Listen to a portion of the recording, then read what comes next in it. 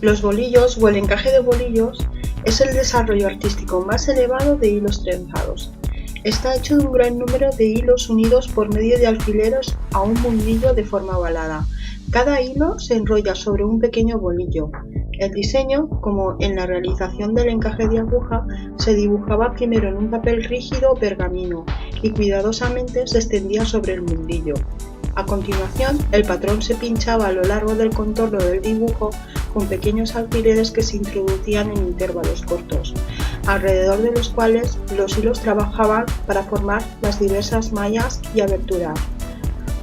De derecha a izquierda, el hilo se une ligeramente sobre los bolillos y atado en la parte superior de cada uno en un bucle permite gradualmente deslizarse fuera del bolillo, cuando se tira suavemente, como ocurre generalmente cuando se trabaja.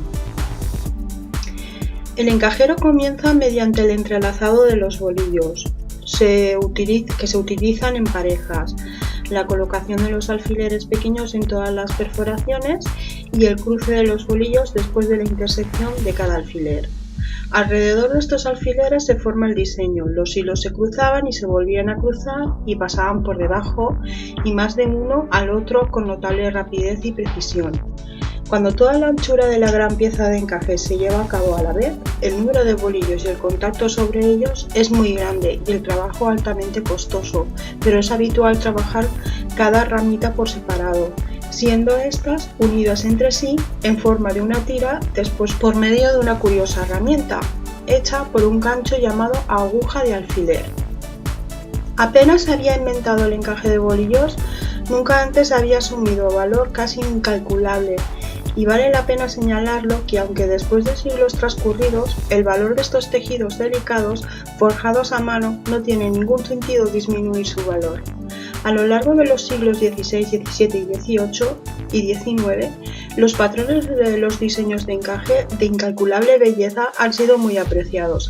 Algunos de los primeros ejemplares están en posesión de bibliotecas y museos de fama mundial, siendo su riqueza relativamente fabulosa.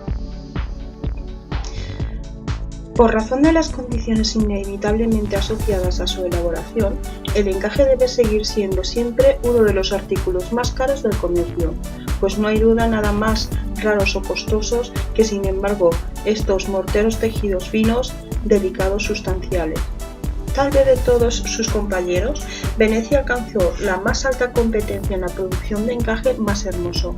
El encaje de aguja, como hemos comentado, tuvo su origen en Venecia y muchos de los patrones de belleza incalculable eran producidos por las mujeres de la reina del Adriático. Son todavía hoy la admiración de todos los que tienen una verdadera apreciación de lo artístico.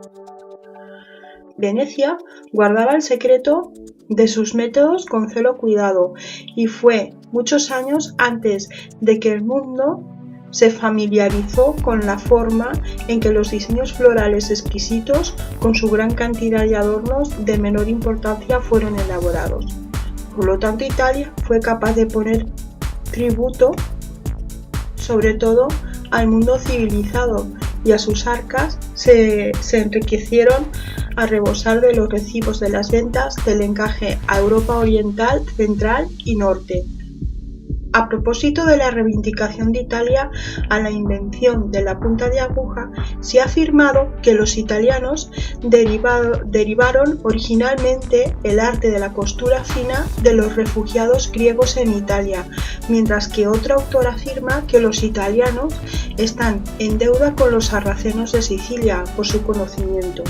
Todas estas afirmaciones, sin embargo, son meramente especulativas. Por ejemplo, nadie discute que el bordado de encaje antecede y, sin embargo, tenemos autores que se esfuerzan por demostrar que el bordado tuvo origen en Arabia, deduciendo de ello que el encaje también debe haber tenido su nacimiento en uno de los países orientales. Pero es un hecho bien establecido que, si bien tenemos conocimiento absoluto de la existencia de bordado en los países del Levante, no hay absolutamente ninguna indicación de incluso al más mínimo valor que apunta a la existencia del encaje antes de que fuera hecha por los italianos y belgas. En el Archivo Municipal de Ferrara, fechado en 1469, es una alusión al encaje, pero no es un documento de la familia Sforza, fechado en 1493, en el que la palabra trina se produce constantemente, junto con el hueso y el encaje de bolillos. España era, por lo que los registros dan testimonio, la pupila más temprana y más hábil de Italia en el arte del encaje. Sin embargo, como en Italia, al comienzo del trabajo fue confinado en la península ibérica a los internos de los conventos. España también logra alta distinción en este campo, su punto de España siendo uno de los más célebres de todos los antiguos cordones, incluso compitiendo con los mejores puntos de Venecia. En aquellos días, como se recordará, el poder de la Iglesia era absoluto y se prohibió el uso de los cordones para el uso diario, aunque los domingos y festivos quedan mucho en evidencia en el atavío de los de la alta sociedad. Uno de los hechos más interesantes sobre el desarrollo del encaje tiene que ver con los patrones producidos en las distintas localidades de Europa.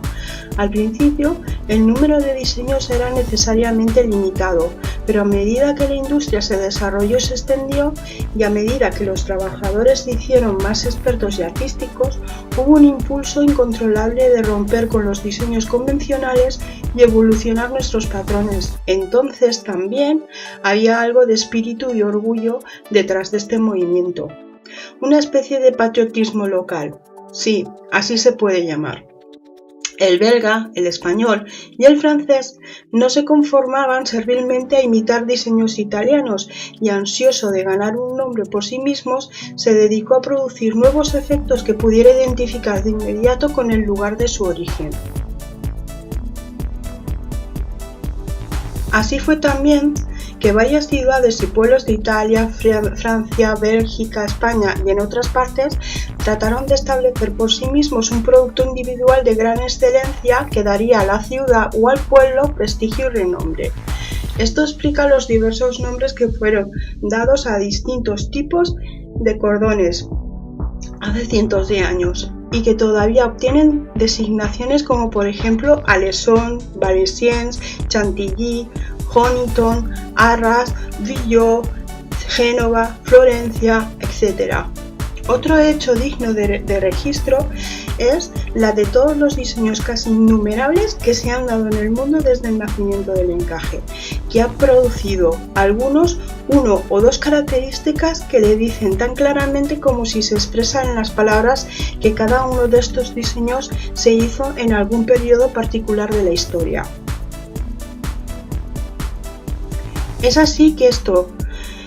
Es así, ya que ha permitido al historiador rastrear con mayor o menor certeza el desarrollo de la industria. En otras palabras, un experto de encaje está habilitado para contar desde la tela no solo en qué país se hizo, pero en qué parte de ese país se hizo, así como la fecha aproximada. En el autoabastecimiento de la época actual, nos inclinamos a considerar con una especie de desdén altanero cualquier historia que refleja a la supremacía de nuestros antepasados en cualquiera de las artes o las ciencias, pero que no podemos hacer de una manera comercial, tales como los encajes se tejieron en los siglos XVI y XVII, es fuera de toda duda. En primer lugar, el tiempo que falta y, si hay que decirlo, la gran habilidad que viene solo a través de los años de práctica constante también es insuficiente. Los encajes originales modernos son artísticos, incluso superiores, pero en comparación con tan pocos ejemplares que han llegado hasta nosotros, de la labor de las encajeras de edad, su eficiencia, sobre todo en la cuestión de la finura de la ejecución del hilo, es a la vez evidente.